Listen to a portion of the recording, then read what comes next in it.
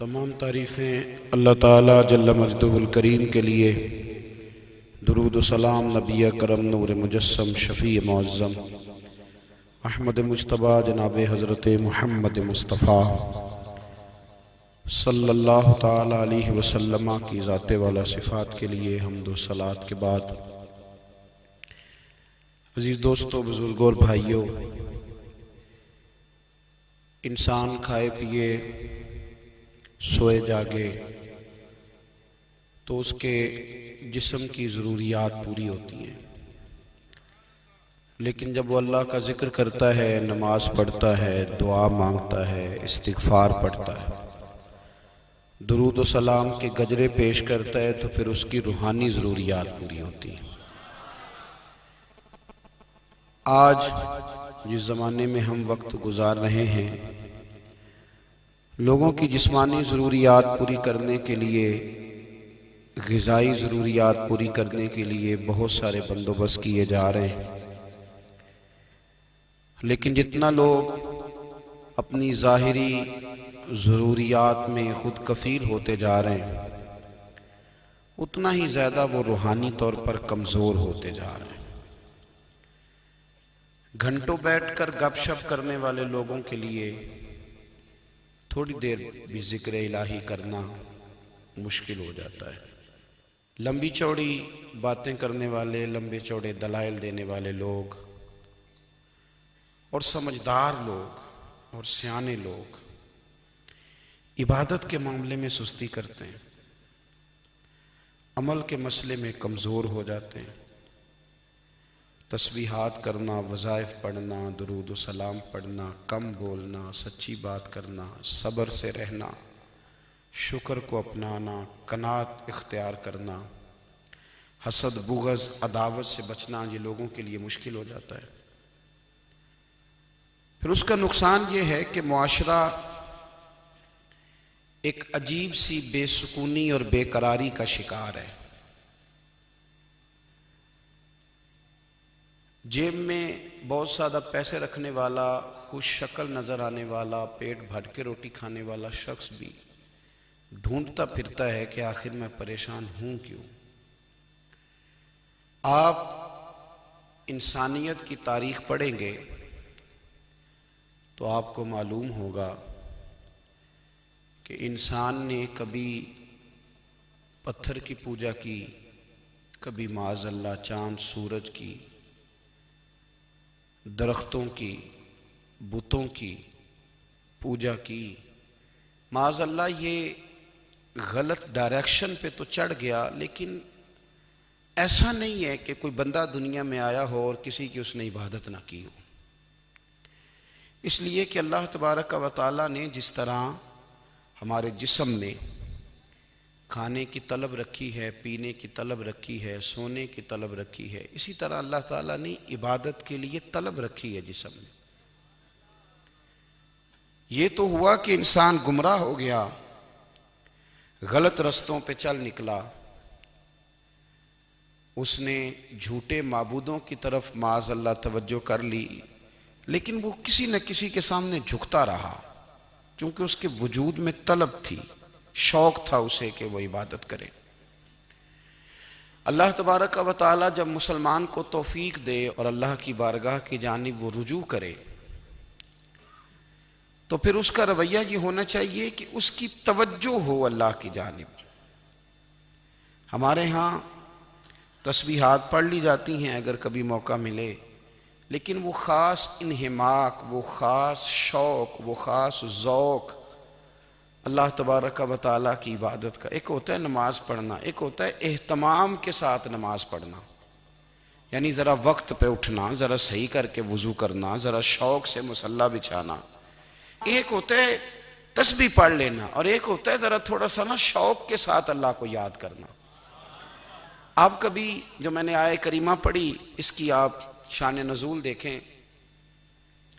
नबी करीम सल्लल्लाहु ताला अलैहि वसल्लम के ना कुछ सहाबा अल्लाह की मोहब्बत के शौक़ में हुजूर की बारगाह में हाजिर हुए, और उन्होंने आके अर्ज़ पता क्या किया, अर्ज़ करने लगे, या रसूल अल्लाह सल्लल्लाहु तआला अलैहि वसल्लम, सालों बीत गए हैं सजदे करते हुए, हुजूर सालों बीत गए हैं तस्बीह पढ़ते हुए, सालों बीत गए कहते हुए कि सुबहान अल्लाह वो पाक है। हमें सालों बीत गए ये कहते हुए कि अल्लाहु अकबर वही सबसे बड़ा है। सालों बीत गए कहते हुए कि अल्हम्दुलिल्लाह सारी तारीफ़ें अल्लाह के लिए। सालों बीत गए उसकी तस्बीह करते, तहलील करते, तकबीर कहते। हुजूर अब ना हमारा अपने रब से मिलने को जी चाहता है।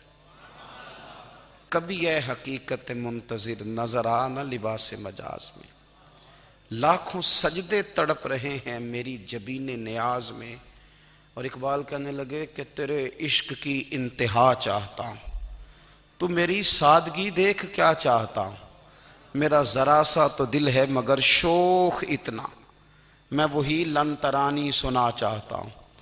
मेरा भी दिल करता है कि अल्लाह मैं तुझे कहूँ मैं तुझे देखना चाहता हूँ, जिस तरह हज़रत मूसा कलीम अलैहिस्सलाम ने कहा था, और तू मुझे कहे कि लन तरानी तू नहीं देख सकता।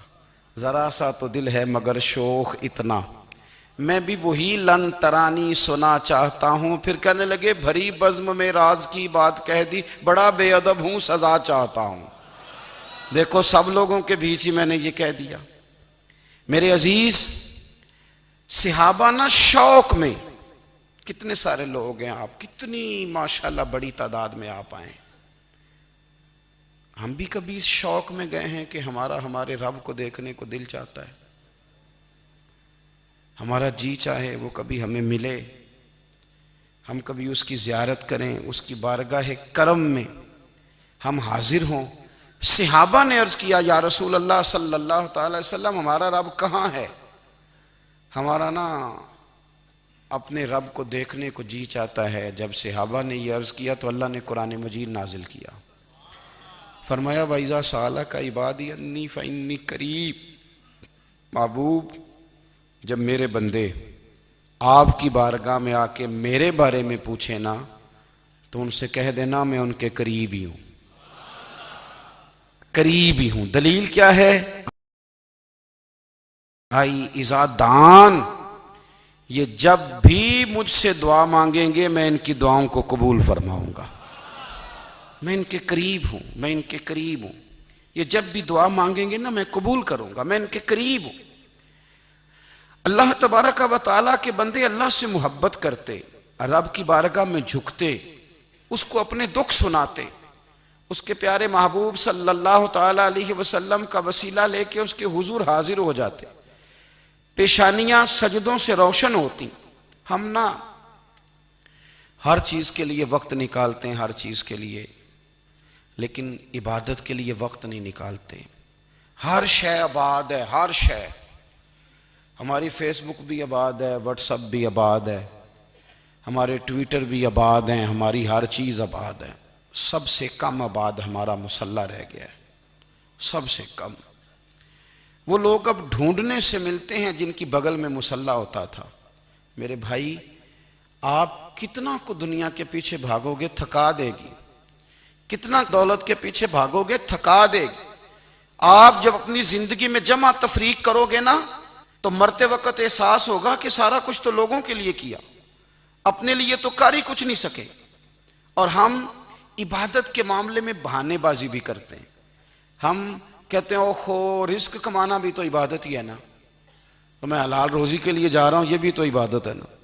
मेरी तरह के लोग कह देते हैं कि मैं सवेरे उठ के मदरसे में कुछ असबाक देखता हूं, तो ये भी तो इबादत है। मैं बयान करने के लिए मुताला करता हूं, तो ये भी तो इबादत है ना। इतने इतने लंबे सफ़र करके मुल्क में दुनिया में घूमता हूँ, तो ये भी तो मैं इबादत ही कर रहा हूँ। अब स्पेशल नफलों के लिए वक्त किस तरह निकले, स्पेशल करके तस्बीह मैं कैसे चलाऊँ, मैं सारा कुछ हम बहाने बना लेते हैं ना। मेरा सवाल ये है कि ये सारी बातें सहाबा को, नबी करीम को, दीगर लोगों को भी तो पता थी ना। लेकिन आप गौर तो करें, 23 साल हुजूर को वक्त मिला, मुख्तसर वक्त ज़ाहिरन तबलीग करने के लिए। पूरी दुनिया में दीन भी फैलाना है। घर में 11 अज़वाज है, 4 बेटियां हैं, उनकी औलादें, सारे कामकाज भी देखने। लेकिन सैयदा तैयबा ताहिरा हज़रत आयशा सिद्दीक़ा रज़ी अल्लाह ताला अन्हा फरमाती हैं सारा दिन तबलीग करते, हर गुलाम के दुख सुनते, घर में आते तो अपने घर वालों का ख्याल करते, काम में हमारा हाथ बटाते। कुर्बान जाऊं, कहती हैं जमाना सारा सो जाता लेकिन आमना के लाल मुसल्ला बिछा लेते। दुनिया सो गई सारी, सब सो गए, जो खुदाम थे, वो जो गुलाम थे, वो सो गए। सही मुस्लिम में लफ्ज मिलेंगे, सैयदा पाक फरमाती हैं, ओ मेरे नबी के गुलामों, मैंने ये रंग भी देखा है कि हुजूर ने इतना खड़े रहे, इतना क़याम किया, इतना क़याम किया कि मुकद्दस पैरों में वरम आ गए, सूज गए पैर। इतने बड़े दिल पे हाथ रख के नहीं बता सकता कि मेरे कभी नमाज में पैर सूज गए हों, कोई नहीं बता सकता। बच्चों की रोटी कमाते थक गए, बात अलग है। हम सैर करने गए तो थक गए, बात अलग है। लेकिन इबादत में ये भी तो मुस्लिम शरीफ है ना, ये भी तो दीन है ना, ये भी तो हुजूर की सुन्नत है, ये भी तो वो चीज है जो करीम की आंखों की ठंडक है। सैयदा फरमाती हैं पैरों में वरम आ गए और सारी रात ही हुजूर ने नमाज पढ़ी और एक ही आयत बार बार दोहराई। मस्जिद नबी में बिलाल हबशी ने फजर की अजान दे दी और हुजूर अभी मुसल्ले पे थे। करीम फारिग हुए, मैंने अर्ज की या रसूल अल्लाह सल्लल्लाहु अलैहि वसल्लम, आपके तो सदके अल्लाह अगले पिछलों के गुनाह माफ करेगा, तो आप इतनी आहोजारी क्यों फरमाते हैं? आप तो शफी हैं, आप तो अंबिया के इमाम हैं। तो हुजूर ने फरमाया, आयशा तुमने गिनवाया है ना मेरे अल्लाह की मुझ पर कितनी रहमत है। अफला अकूना अब्दन शुकूरा, फरमाया अगर उसने इतनी नेमतें दी हैं तो क्या मैं उसका शुक्रगुजार बंदा ना बनूं? मैं शुक्रगुजार बंदा ना बनूं उसका? फिर अगर इतनी नेमतें उसने दी हैं, मुझे इतना नवाजा है, तो फिर मैं उसके सामने सजदे ना करूं?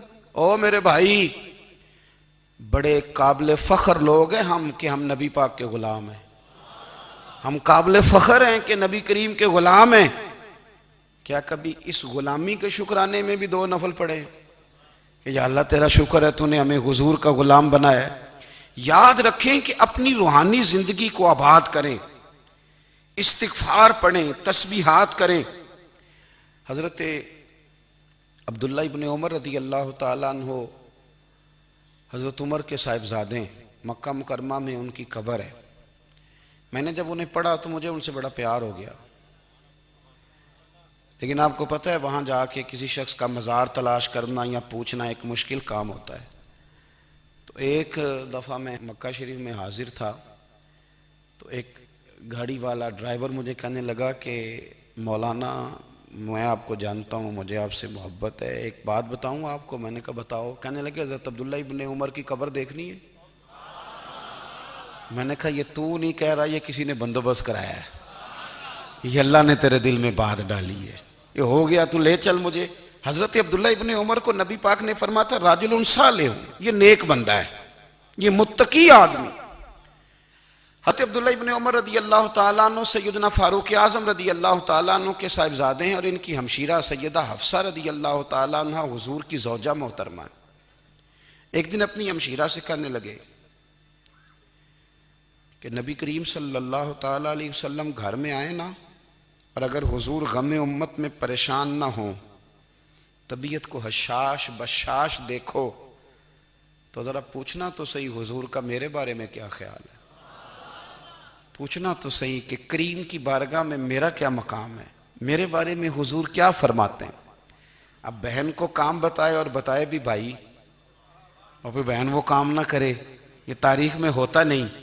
हज़रत उमर फारूक रदी अल्लाह ताला अन्हु की साहिबजादी उम्मुल मोमिनीन रदी अल्लाह ताला अन्हा फरमाती हैं कि मैं तो बस मुंतज़िर थी। उन्होंने तो कहा था ना कि अगर तुम हशाश बशाश देखो तो बात करना, लेकिन हुजूर तशरीफ़ लाए, मेरी बारी थी, मेरे घर तशरीफ़ लाए, खाना पेश किया तो फ़ौरन मैंने अर्ज़ की हुजूर एक बात पूछनी थी। तो हुजूर ने फरमाया पूछिए। मैंने अर्ज़ की हुजूर मेरे भाई अब्दुल्ला इब्ने उमर के बारे में आपका क्या ख्याल है? नौजवानों मेरी बात पे गौर करना, मेरे भाई के बारे में आपका क्या ख्याल है? तो नबी करीम सल्लल्लाहु ताला अलैहि वसल्लम ने मेरी तरफ देखा और फिर हुजूर ज़ेरे लब थोड़ा मुस्कुराए। और बरेली के इमाम कहते हैं कि हुजूर मुस्कुरा देते थे ना, तो जो बड़ा दुखी होता था वो भी हंस पड़ता था। अब सवाल पैदा होता था कि फिर तो उस मुस्कुराहट के लिए इंतज़ार करना पड़ता होगा कई कई महीने के हुजूर मुस्कुराएं तो रोने वाले हंसें। तो आला हज़रत फरमाते नहीं, इंतज़ार नहीं करना पड़ता, ये मुस्कुराते रहना तो हुजूर की आदत है। जिसकी तस्कीन से रोते हुए हंस पड़े उस तबस्सुम की आदत पे लाखों सलाम। यानी ये तो आदत है हुजूर की मुस्कुराते रहना, इसके लिए इंतज़ार नहीं करना पड़ता। भाइयों आप ख्याल रखेंगे, गौर करेंगे, हजरत अब्दुल्लाह इब्ने उमर रदी अल्लाह तआला अन्हु के बारे में पूछा तो सैयदा फरमाती हैं कि नबी करीम सल्लल्लाहु तआला अलैहि वसल्लम ना ज़ेरे लब मुस्कुराए और फरमाया हफ्सा तेरा भाई है तो अच्छा, लेकिन मैंने सुना है कि इशा की नमाज पढ़ता है तो फजर तक सोया ही रहता है। ओ नौजवानों, 10 बजे तक सोने की बात नहीं हुई, 9 बजे तक सोने की बात नहीं हुई, 11 बजे उठने की बात नहीं। हुजूर फरमाने लगे मैंने सुना है कि इशा की नमाज पढ़ के सो जाता है और फजर तक सोया ही रहता है, उसे चाहिए कि तहज्जुद के वक्त उठा करे, अल्लाह की बारगाह में हाजिर हुआ करे, आहुजारी करे, सजदे करे, इबादत करे। उठता है और फजर में जाके उठता है। हजरत जनाब हफ्सा रज़ी अल्लाह तआला अन्हा कहती है मैंने जनाब अब्दुल्ला इब्ने उमर को पैगाम दिया और मैंने कहा मेरे जवान भाई सुन, नबी पाक ने फरमाया है तो अच्छा पर तहज्जुद में नहीं उठता, नफल नहीं पढ़ता। ओ मेरी मिल्लत के जवानों, मज़ा नहीं आ जाता जब सारी दुनिया सोई हो, सारी दुनिया, और बिस्तर भी गर्म हो और नींद भी पूरा गलबा कर रही हो और अचानक घंटी बजे दिमाग में, आंख खुले, घड़ी पे नजर पड़े 3:30 4 बजे का पैगाम घड़ी बताए और कोई चढ़ती जवानी वाला उठे, उठ के वुजू करे और जब वो मुसल्ला खोल के बिछाए तो मदीने वाले महबूब कहते हैं कि हर नमाज पे रब सवाब देता है और जो उठ के तहज्जुद की नमाज पढ़े उसे देख के तो रब मुस्कुराता है, जो उसकी शान के लायक है, जो उसकी शान के लायक, वो मुस्कुराता है, खुश होता है कि मेरा बंदा तहज्जुद में उठ गया, वो मुस्कुराता है। काश हमारी सुबहें कभी अपने मालिक के नाम हो जाएं, काश के सुबह। हजरत अबुल हसन रहमतुल्लाह ताला अलैह हजरत माज इब्ने जबल रदी अल्लाह ताला अन्हु के पास बैठा करते थे। फरमाते हैं उनसे जो प्यार बढ़ा तो फिर मेरा मुसल्ले से भी बढ़ गया। ताबी हैं, फरमाते हैं सहाबी रसूल से मोहब्बत हुई तो जिक्र से भी हो गई, फिर दुरूद शरीफ से भी हो गई। मोहब्बत उनसे बढ़ी तो फिर अल्लाह ने मस्जिद का प्यार भी बढ़ा दिया। आप फरमाते हैं कि मेरी हर वक्त तबीयत चाहती थी कि बस अल्लाह अल्लाह करूं, बस अल्लाह अल्लाह करूं, बस ना मैं ज़रा थोड़ी जान छुड़ाऊं लोगों से, को 10 मिनट मिले तो मैं कुछ 4 नफल पढ़ लूँ, मैं थोड़ा सा ना बचूं लोगों से और मुझे तस्बीह मिले तो मैं ना कुछ 400-500 दफ़ा इस्तिग़फ़ार पढ़ूं, सुबहान अल्लाह, अल्हम्दुलिल्लाह, अल्लाहु अकबर, ला हौला वला कुव्वता इल्ला बिल्लाह, मैं ना तस्बीहात पढ़ूं। फरमाते हैं कि बच्चे थे घर में 6-7, गुर्बत थी, काम मिलता कोई नहीं था और मैं काम चोर नहीं था, काम ढूंढता था, पर अल्लाह की कुदरत के काम नहीं मिलता था। फरमाते हैं कि मैंने एक दिन अपनी अहलिया से कहा कि आज मैं फिर जाता हूँ काम ढूंढने। तो मेरी बीवी बड़ी फर्मा बरदार थी, पर उस दिन ना गुर्बत के हाथों तंग आके कहने लगी आज ना कोई तू चीज़ लेके आया तो मुझसे बच्चों की भूख नहीं देखी जाती। ये सब रोगां दा रोग मुहम्मद जिसदा नाम गरीबी, कंड बुला के लंघ जाते नहीं दोस्त यार करीबी। तो आज ना कुछ लेके आया तो मैं बच्चे लेके लेके चली जाऊंगी। शेख फरमाते हैं कि मैं बड़ा परेशान घर से निकला, पर मैंने सुबह से लेके जोर तक काम ढूंढा, काम मिला कोई नहीं। तो मेरे दिल में ख्याल आया चलो काम नहीं मिलता तो अल्लाह अल्लाह तो करे ना, चलो बंदों की मजदूरी नहीं मिलती तो रब करीम की इबादत ही करते हैं। फरमाते हैं कि मैंने ना फुरात के पानी से वुजू किया, नहर के, शदीद धूप थी, साथ रेत थी और रेत तप रही थी। मैंने अपना रुमाल वहीं मुसल्ला के तौर पर बिछा लिया और फरमाते हैं कि जोर से लेकर असर तक नमाज पढ़ी, धूप भी पूरे जोर पे, पर मेरे सजदे का जौक भी पूरे जोर पे। फरमाते हैं सूरज भी चमक रहा है और रब की इबादत का जौक भी पूरे जोर पे। मैं सजदा करूं तो फिर मेरा उठाने को जी ना चाहे, मेरे उस्ताद लिखा करते थे, ये उनका शेर है, वो कहा करते थे मुझे सोज दे, मुझे साज दे, और मुझे नीम शब का न्याज दे, दमे सजदा खुद को मैं तोड़ दूं, मुझे ऐसा ज़ौक़ नमाज दे। और मैं तेरी बहार का फूल हूं, मैं खिला भी हूं तो तेरे लिए, मुझे मेरी शाख से तोड़ ले, मुझे अपनी जुल्फ का नाज दे। भाई फरमाते हैं कि असर तक मैंने नफल पढ़े, दिल ढलने लगा, असर की नमाज पढ़ी और मैं वहां से चला। अब मैं जब निकलने लगा तो दिल में ख्याल आया कि छोटी छोटी दीवारें हैं घर की, बगैर कुछ लिए जाऊंगा तो बीवी दूर से देखेगी तो शोर करेगी कि फिर खाली हाथ आ गया है। कहते मैंने अपने उसी रुमाल में जिस पे मैंने नमाज पढ़ी थी ना, रुमाल में की आखी दे पंजाबी ज साफा, कहते हैं उसी में ना मैंने कुछ रेत भर ली कि वो दूर से देखेगी तो समझेगी कुछ लेके आया है, चलो जाके उसे बता दूंगा कि आज फिर मजदूरी नहीं मिली। कहते हैं वो रेत लेकर जब मैं घर में गया तो पहले बीवी दरवाजे पे खड़ी होती थी, पूछती थी खाली हाथ आ गए हो? आज मैंने देखा तो है ही कोई नहीं। फरमाते मैं अंदर दाखिल हुआ, सलाम लिए, कोने में मैंने वो रुमाल रख दिया और मैंने आवाज दी कि भली मानस कहाँ हो? तो वो कहने लगी आप मुंह हाथ धो ले, मैं रोटी लेके आई। मैंने कहा रोटी कहां से आ गई? यहां तो कई दिनों के फाके, तो कई दिनों की गुर्बत है, यहां तो इस घर में तो फकीरी है। फरमाते हैं कि वो रोटी लेके आई और उस वक़्त की जो मौजूदा नेमतें थी, समझ लें सलाद अचार हर चीज साथ लाई। मैंने कहा कि बच्चे कहाँ गए? कहने लगी वो खाना खा के खेलने गए, आप खाना खा लें आ जाते। खाना उसने चुन दिया। मैंने हैरत अंगेज लहजे में सारी नेमतें अपने दस्तरखान पे देख करके बीवी से पूछा ये कहां से आया खाना? बच्चों को तूने कहां से खाना खिलाया? ये सारा कुछ कैसा है? तो कहने लगी पता नहीं आज आप किस करीम की मजदूरी करने चले गए थे, पता नहीं किस करीम की। मेरे घर में तो इतनी नेमतें आई हैं कि मुझसे संभाली नहीं जा रही, इतना अनाज है, इतना गंदुम है, किस करीम के दरवाजे आज चले गए थे? ये कहते कहते वो उठी और उठ करके कहने लगी पहले बड़ा कुछ आया था, अब क्या ले आए हो? और जा करके ना उसने वो रेत वाला रुमाल खोला। कहने लगे मैं तो लेके आया था रेत, तो मेरे रब ने उसे भी सोने और हीरे बना दिया था। जब आपकी तवज्जो अल्लाह की जानी, मेरे नबी पाक सल्लल्लाहु ताला अलैहि वसल्लम ने फरमाया हर चीज अपने रब से मांग, हर चीज मांग, हर चीज मांग। या रसूलल्लाह क्या कुछ? मेरे महबूब ने फरमाया तेरे घर में नमक भी खत्म हो जाए तो वो भी अपने रब से मांगा कर। तू मांगना, वो तुझे देगा। तो उसकी बारगाह में कशकोले तलब दराज तो करना। और तिरमिजी शरीफ में अजीब लफ्ज है, रसूल कायनात ने फरमाया, रब करीम फरमाता है जब मेरा बंदा हाथ उठाता है ना तो मुझे हया आती है कि मैं खाली कैसे लौटा दूं इसके। इतने बड़े बादशाह की बारगाह में। ओ भाई, लोगों से इज्जतें तलाश करते हो तो वो क्या तुम्हें इज्जत देंगे? वो तो कल अच्छा कहते हैं, परसों बुरा कहने लग जाते हैं। लोगों के सामने गुड बुक में आना चाहोगे तो वो तो सवेरे तुम्हारे बारे में कुछ कहेंगे, शाम कुछ और कहेंगे। अपनी रूहानी जिंदगी आबाद करें, अपने मुसल्ले को वक्त दें और दुनिया से छुप कर, इस मोबाइल को बंद करके और अपने आप से भी छुप के और तन्हा होके छुपा के सारा कुछ अपने आंसू अपने रब की बारगाह में पेश करें, उसके हुजूर हाजिरी दें। सुनो ना तिरमिजी की हदीस और इसे याद रखना।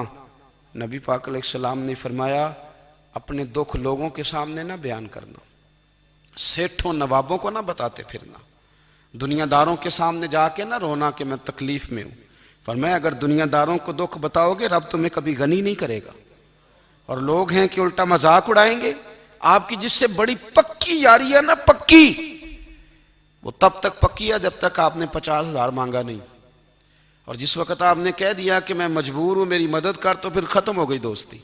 लोगों के ताल्लुकात आपके साथ तब तक हैं जब तक आप उनसे कोई जरूरत वाबस्ता नहीं करते।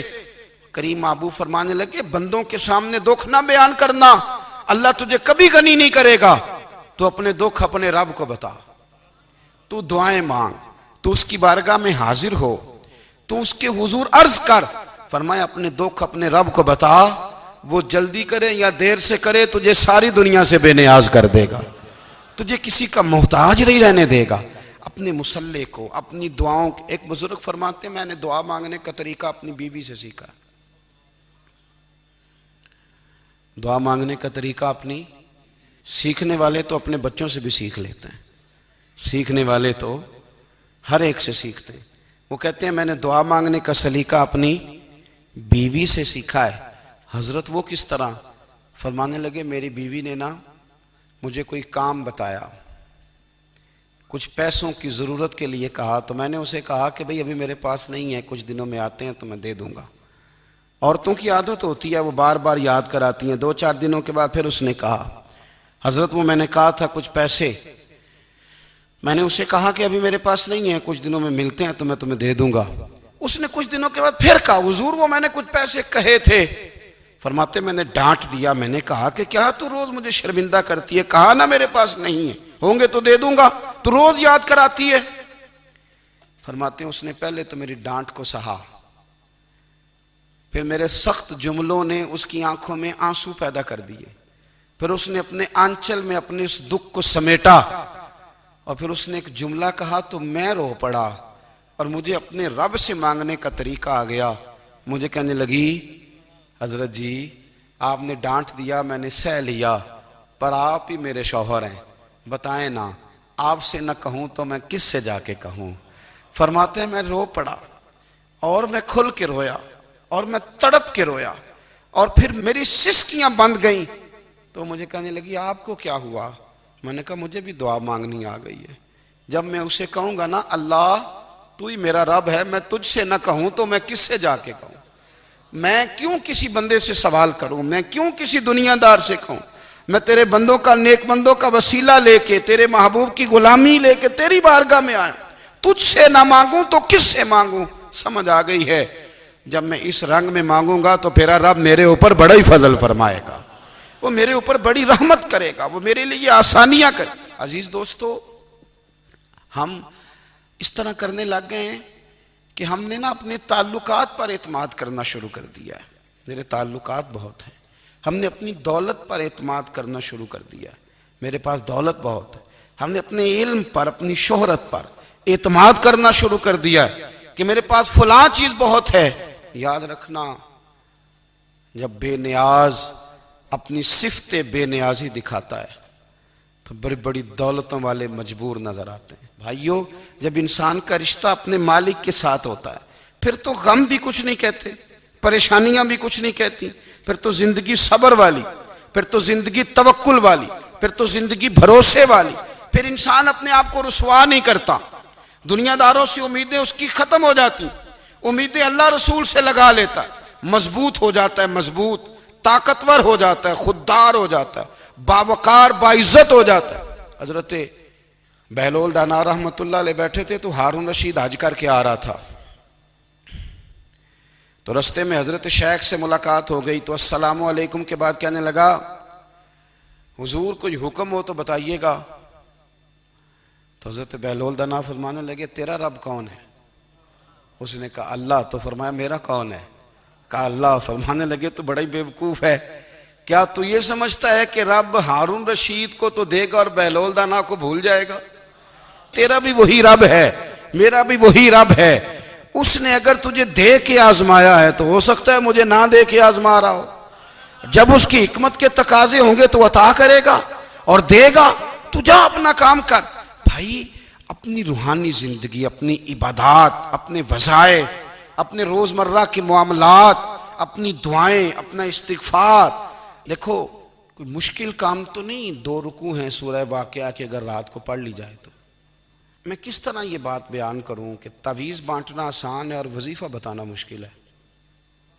सारा दिन तवीज़ बांटें तो लोग लेने को तैयार हैं, और अगर आप वजीफा बताएं तो कहते हैं तो मुश्किल काम है। ओ खुदा के बंदे, अगर आपका ताल्लुक कुरान पाक के साथ मजबूत हो, कुरान पाक के साथ अगर आपका रिश्ता हो, लोग सिफारिशें ढूंढते हैं ना दुनिया में, कोई ताल्लुक मिल जाए तो मेरा काम हो जाए। दुनिया में इतना मुश्किल मामला है, आखिरत में मुझे बताइएगा कितना मुश्किल मामला होगा। मेरे नबी पाक सल्लल्लाहु ताला अलैहि वसल्लम ने फरमाया जो लोग सूरह मुल्क पढ़ा करते थे ना, सूरह मुल्क, ये सूरत मुल्क क़यामत में उनकी सिफारिश करेगी। और इस तरह करेगी कि कहेगी ए अल्लाह यहाँ इस बंदे को जन्नत में दाखिल कर दे या मुझे कुरान पाक से अलहदा कर दे। तो रब फरमाएगा जा इसका दामन थाम के इसे जन्नत तक पहुंचाया। आप बात को समझें, जब आपके ताल्लुकात अपने मामलात के साथ मजबूत होंगे, ये नबी करीम ने वादा किया है कि तू सूरत वाक़या पढ़, तेरे घर में फाका नहीं आएगा। हज़रत अब्दुल्ला इब्न मसूद रदी अल्लाह ताला अन्हु बीमार थे तो हज़रत उस्मान गनी रदी अल्लाह ताला अन्हु तीमारदारी के लिए तशरीफ़ ले गए और जा कर के कहा कि आप बड़े बीमार हैं, आपकी बेटियां ज़्यादा हैं, मैं चाहता हूं कि ख़जाने में से कुछ मदद करूं। तो सैयदना अब्दुल्ला इब्न मसूद रदी अल्लाह ताला अन्हु उठ के बैठ गए और कहने लगे अमीरुल मोमिनीन, अल्लाह आपको मेरी तरफ से, मेरी बेटियों की तरफ से बेहतर सिला दे। मेरी बेटियों को किसी खजाने की ज़रूरत नहीं, मैंने उन्हें खजाना दे दिया है। कहा जनाब आपने कौन सा खजाना दिया है, मैं आपके माली मामलात को जानता हूं। तो फरमाने लगे अमीरुल मोमिनीन, मेरे नबी करीम ने फरमाया है जो सूरत वाक़या पढ़े उसे कभी फाका नहीं आता, मैंने बेटियों को याद करा दी है, ये खजाना मैंने उन्हें दे दिया है। वो सारे वालिदैन सुने जो बेटियों के लिए परेशान रहते हैं। हजरत अब्दुल्ला इब्ने मसूद नसीहत कर रहे हैं, फरमाने लगे मैंने सूरत वाक़या याद भी करा दी है, पढ़ने की आदत भी डाल दी है। हुजूर ने फरमाया है जो सूरत वाक़या पढ़े उसे फाका नहीं आता। कहने लगे चांद तो अपनी जगह छोड़ सकता है, सूरज गिर सकता है, तारे टूट सकते हैं, पर मदीने वाले रसूल की बात गलत नहीं हो सकती। हुजूर ने फरमाया फाका नहीं आएगा तो इंशाअल्लाह कभी भी नहीं आएगा। करने का काम यह है कि हम अपने मामलात, अपनी इबादत, अपनी दुआएं, कभी 10 मिनट आदत हो जाए ना दुआ मांगने की अलहदा से रात को। हुजूर ने फरमाया जो फ़र्ज नमाज के बाद दुआ मांगे अल्लाह उसकी कबूल कर लेता है। नबी पाक सल्लल्लाहु ताला अलैहि वसल्लम ने फरमाया अल्लाह मुसाफिर की दुआ कबूल फरमाता है। हुजूर ने फरमाया अल्लाह मजलूम की दुआ कबूल फरमाता है। हुजूर ने फरमाया बीमार से दुआ कराओ अल्लाह उसकी दुआ कबूल फरमाता है। मेरे नबी पाक ने फरमाया माँ बाप जब भी औलाद के लिए हाथ उठाएं, वैसे तो बुल्ले शाह तो आसमानी उड़दियां ही फड़ दें, जेड़ा घर बैठा उन्होंने बड़े ही नहीं। हुजूर फरमाने लगे माँ बाप जब भी औलाद के लिए दुआ फरमाएं अल्लाह उनकी दुआ को कबूल करता है। आप अपना ताल्लुक बनाएं दुआ के साथ, इबादत के साथ, मुसल्ले के साथ रिश्ता बनाएं, इस्तिगफार पढ़ें। सलाहुद्दीन अय्यूबी सलेबी जंगों में थे, रात को मस्जिद अक्सा में नमाज पढ़ी तो परेशान थे। एक बुजुर्ग से मुलाकात हुई तो वो कहने लगे कि आप बड़े परेशान हैं। कहने लगे हुजूर परेशान इसलिए हूँ कि पहले ही मुसलमान कमज़ोर है, अब मैंने सुना है दुश्मन का एक बहरी बेड़ा वो जंगी सामान से भरा हुआ आ रहा है, तो अब उनके पास और तलवारें और नेज़े आ जाएंगे, मुसलमानों के पास पहले ही वसाइल की कमी है, परेशान हो किस तरह करके मुकाबला करेंगे। ये बात कहते ही सलाहुद्दीन अय्यूबी ने बुजुर्गों से कहा हुजूर आप भी दुआ करना, दुआ की बड़ी ताकत है। मेरे नबी पाक ने फरमाया दुआ मोमिन का हथियार है, दुआ मोमिन का, दुआ मोमिन का। हुजूर ने फरमाया तकदीर को स्वाए दुआ के कोई चीज नहीं बदल सकती, दुआ मोमिन का हथियार है, ये काफिर के पास कोई नहीं, ये हथियार है मोमिन का। अल्लाह करे आपको समझ आए, फिर सुने कई बार कह चुका हूं, ये हथियार है। काफिर के मुकाबले में जो तेरे पास सबसे बड़ा हथियार है वो दुआ है। दुआएं करानी छोड़ दी, करनी छोड़ दी, लेनी छोड़ दी।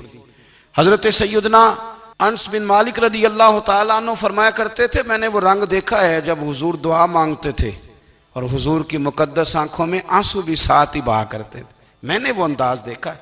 तो सलाहुद्दीन अय्यूबी बुजुर्ग से कहने लगे आप भी दुआ कीजिए, और खुद रोने लगे और सर सजदे में रख के रोने लगे और इशा से लेकर फजर तक रोए, खूब रोए।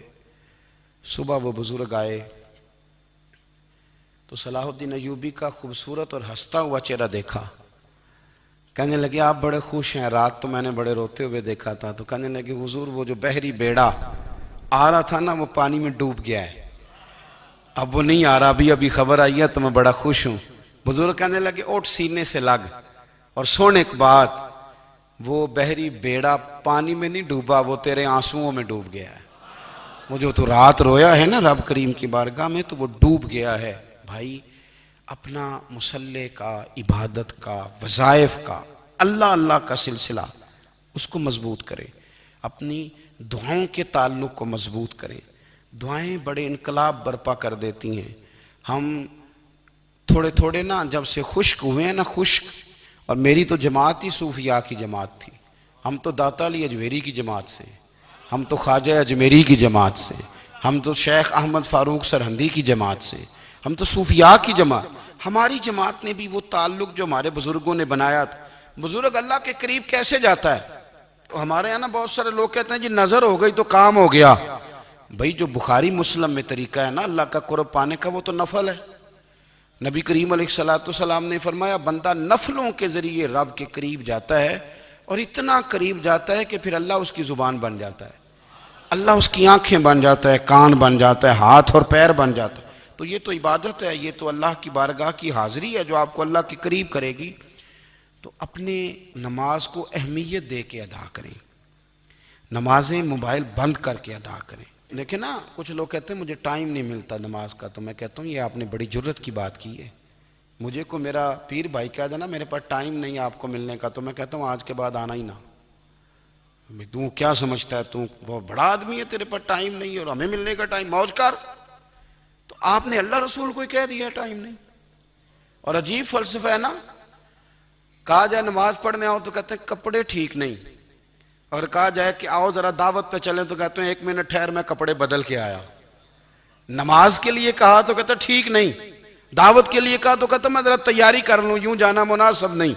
ये मामला ठीक नहीं। रब तो फरमाता है कि जब तुम मस्जिद में आ तो जीनत इख्तियार करके आ, खूब ज़ौक़ से दुआ मांगे, खूब शौक़ से नमाज पढ़ें, खूब इस्तिग़फ़ार का मिजाज बनाएं। आप लोगों के बीच रह के सुख हासिल करना चाहते हैं, लेकिन आपको पता है कई कई महीने गारे हिरा में रहना भी मदीने वाले महबूब का तरीका है। हर साल एतिकाफ बैठना अलग से, ये भी हुजूर का तरीका है। मस्जिद नबी के अंदर दरवाज़ा खुलता था नबी करीम का, पर घर के अंदर नफल पढ़े नबी पाक ने। और हुजूर फरमाते हैं कुछ नफल नमाज घर में भी पढ़ा करो, घर को कब्रिस्तान ना बनाओ। हमारा घर अल्लाह के ज़िक्र से आबाद होगा अगर हम नमाज पढ़ेंगे ना। मैं जब सुन्नत पढ़ने के लिए घर में खड़ा होता हूँ तो मेरा जो 2.5-3 साल का बेटा है ना, वो भी मेरे साथ नमाज पढ़नी शुरू कर दे। उसे पता कोई नहीं नमाज क्या होती है, लेकिन वो भी ना सजदा ना भी करना है तो साथ लेट ज़रूर जाता है। पता चला बच्चे लेक्चर देने से नमाज नहीं पढ़ते, नमाज शुरू कर दें तो बच्चे भी शुरू कर देते हैं।